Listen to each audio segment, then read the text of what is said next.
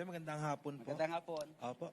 Nakita po namin, sir, ay tulad po nabanggitin nyo kanina, kayo po ay nanalo ng Ramon Magsaysay Award. Yes po. Salamat. Kayo po ba ang kauna-unahang aspirant sa pagkatandaan nyo po ng Ramon Magsaysay Award? At saka, ano po yung nakikita ninyo na parang bentahin nyo po sa mga ibang kandidato? Ay, magandang tanong. Mm. Sabi po daan nila, Katutoy, bakit ka tatakbo dyan? Nakapag-aral ka ba? Sabi ko, at least proud ako na graduate ako sa high school at nakapagtapos ng vocational course. At mayroon akong isang kurso na dala-dala. Ano ito? Kursunada. Kursunada tayo.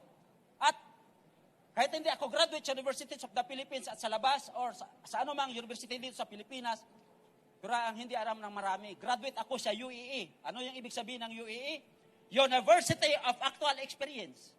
At may PhD ako. Pero ang ibig ko sabihin ng PhD, person with high dedication. Dedicated ho tayo sa anumang laban at sa pagdating ng panahon. Kasi kung hindi tayo dedicated, walang mangyari sa atin. Kahit gaano natin katalino, kahit gaano natin kagaling, kung wala tayong kursunada at walang dedikasyon, walang mangyari sa atin. Yun po. Salamat.